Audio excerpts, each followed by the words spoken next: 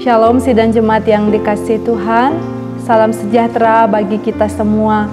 Pada pagi hari ini kita berjumpa kembali dalam sarapan rohani GKPB Jemaat Galang Ninghyang Abian Base. Saya meyakini bahwa Bapak Ibu semua ada dalam naungan kasih dan berkat Tuhan. Hari ini sebelum kita akan melanjutkan segala aktivitas kita, mari kita bersama-sama akan memohon pertolongan Tuhan dan mendasari hidup kita dengan firman Tuhan. Saya mengajak Bapak Ibu Saudara untuk berdoa bersama-sama. Mari kita berdoa. Ya Allah Bapa di surga, Bapa yang Maha Kasih, pada saat ini kami menaikkan syukur kepada Tuhan, sebab Tuhan begitu baik bagi kami, telah menolong, menyertai dan memberkati istirahat kami sepanjang malam. Dan saat ini Bapa, kami boleh bangun dalam keadaan yang sehat semua oleh karena kemurahan Tuhan. Sebelum kami akan melanjutkan segala aktivitas kami sepanjang hari ini, kami rindu untuk membaca dan merenungkan firman Tuhan. Biarlah kuasa Roh Kudus memenuhi hati dan pikiran kami, sehingga setiap firman yang kami baca dan renungkan akan menguatkan dan meneguhkan hati kami dalam menjalani hari-hari kami di tengah-tengah dunia ini. Kami sambut firman-Mu hanya di dalam nama Tuhan Yesus Kristus. Amin.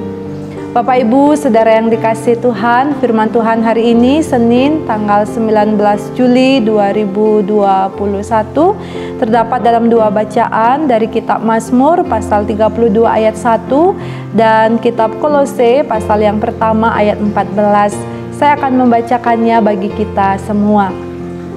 Berbahagialah orang yang diampuni pelanggarannya, yang dosanya ditutupi. Di dalam Dia kita memiliki penebusan kita, yaitu pengampunan dosa. Demikianlah firman Tuhan pada hari ini. Berbahagia kita yang mendengar juga melakukannya dalam hidup setiap hari. Bapak Ibu Saudara yang dikasihi Tuhan, hari ini saya memberikan judul atas perenungan firman Tuhan, berbahagia karena diampuni. Bapak Ibu Saudara yang dikasihi Tuhan, suatu hari ada seorang pemudi yang meminjam sepeda motor kepada seorang pendeta untuk keperluan kuliahnya. Karena pemudi ini belum terlalu mahir mengendarai sepeda motor, maka akhirnya ia mengalami kecelakaan. Namun bersyukur bahwa kecelakaan yang dialaminya tidak membahayakan dirinya. Namun ada satu hal yang menjadi pergumulan yang amat besar setelah ia mengalami kecelakaan, yaitu sepeda motor yang dipinjamnya tergores pada bagian depannya. Ia begitu takut, ia sangat panik, bahkan bingung bagaimana ia akan bisa menjelaskan kepada pendeta yang telah meminjamkan sepeda motor.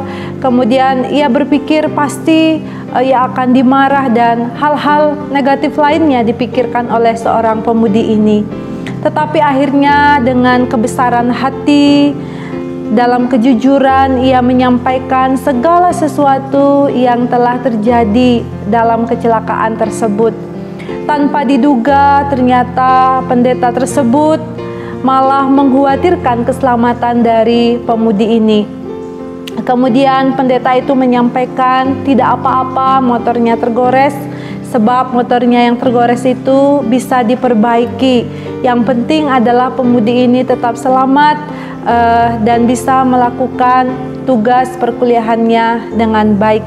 Mendengar jawaban yang demikian, betapa bahagianya pemudi ini karena segala kesalahannya telah dimaafkan, bahkan sepeda motornya yang tergores juga tidak dipermasalahkan. Jadi sungguh luar biasa sukacita dan kebahagiaan yang dialami oleh pemudi ini. Nah, Bapak Ibu Saudara sidang jemaat yang dikasihi Tuhan, kebahagiaan pemudi ini bisa kita bayangkan betapa besarnya. Pun demikian ketika kita membaca dalam teks firman Tuhan pada hari ini, Daud juga menyatakan betapa sukacitanya, betapa berbahagianya ia oleh karena pengampunan yang telah diterimanya di dalam kehidupannya, bahwa ia berbahagia karena Allah telah mengampuni dia atas segala dosa-dosa yang telah diperbuatnya terhadap Uria dan juga Batsheba.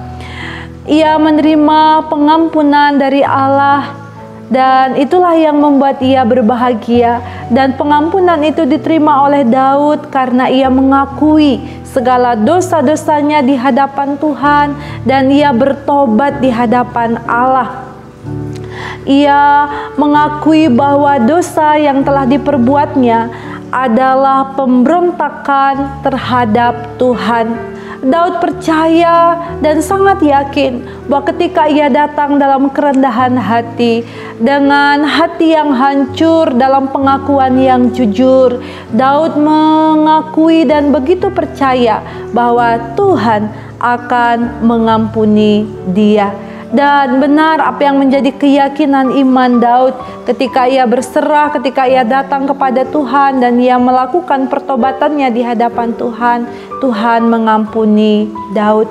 Dari perenungan dan pengalaman Daud, maka kita merenungkan bahwa Allah mau dan bersedia mengampuni orang-orang berdosa yang datang kepadanya.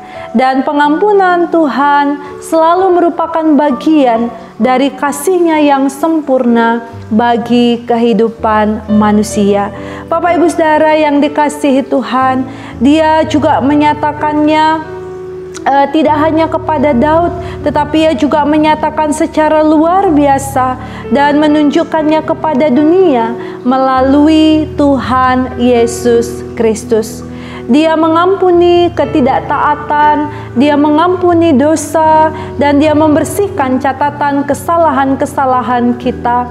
Paulus menyatakan hal ini dalam Kolose pasal yang pertama ayat 14 yang tadi sudah kita baca bersama-sama. Di situ dikatakan di dalam Dia kita memiliki penebusan kita, yaitu pengampunan dosa. Artinya bahwa setiap orang yang percaya kepada Tuhan Yesus Kristus akan memiliki atau menerima penebusan, yaitu pengampunan dosa dalam kehidupannya. Nah, Bapak Ibu Saudara, kabar baik bagi kita adalah Tuhan Yesus Kristus bersedia mengampuni segala dosa-dosa kita dan menyucikan kita dari segala kejahatan kita ketika kita sungguh-sungguh mau datang kepada Dia, ketika kita sungguh-sungguh mau percaya kepada Tuhan dan menerima Dia sebagai Tuhan dan Juru Selamat secara pribadi dalam kehidupan kita. Sehingga kalau hari ini saudara sedang dalam ketakutan, kalau hari ini saudara sedang mengalami kecemasan dan seperti tidak memiliki pengharapan oleh karena dosa-dosa yang sudah saudara lakukan, yang menghantui kehidupan saudara, yang mengintimidasi kehidupan saudara, maka saatnya hari ini firman Tuhan mengingatkan kepada kita supaya kita datang kepada Tuhan. Akuilah segala kesalahan-kesalahan yang telah kita lakukan. Mintalah ampun kepada Tuhan dan hiduplah dalam pertobatan. Maka maka kita akan menerima kasih karunia dan pengampunan yang sejati yang datangnya dari Tuhan. Kehidupan kita akan dipulihkan, kehidupan saudara akan dipulihkan, dan saudara akan mengalami sukacita, akan mengalami kebahagiaan yang sejati, dan itulah yang akan Tuhan anugerahkan di dalam kehidupan kita. Bapak Ibu Saudara yang dikasihi Tuhan, seperti seorang pemudi tadi yang begitu bahagia ketika dimaafkan kesalahannya oleh seorang pendeta yang berbaik hati dan berbelas kasihan kepadanya, maka demikianlah juga kebahagiaan yang akan kita terima ketika Tuhan menerima kita tanpa syarat dan memeluk kita dengan kasih-Nya. Sebab sesungguhnya Tuhan sangat mengasihi Bapak Ibu Saudara dan saya. Karena itu mari kita serahkan hidup kita kepadanya. Ia menunggu pertobatan kita dengan setia. Jangan sia-siakan kesempatan ini. Jangan kita sampai terlambat untuk datang kepada Tuhan. Mari kita datang kepada Tuhan. Terimalah kasih dan pengampunan Tuhan yang telah disediakannya bagi kita. Maka hidup kita akan berbahagia. Tuhan menolong kita. Amin. Mari kita berdoa. Ya Allah Bapa di surga, Bapa yang Maha Kasih, kami bersyukur atas firman-Mu pada hari ini.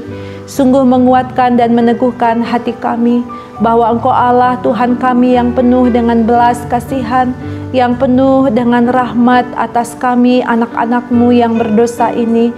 Tuhan menerima setiap kami ketika kami mau datang kepada Tuhan dan menyerahkan hidup kami dalam pertobatan.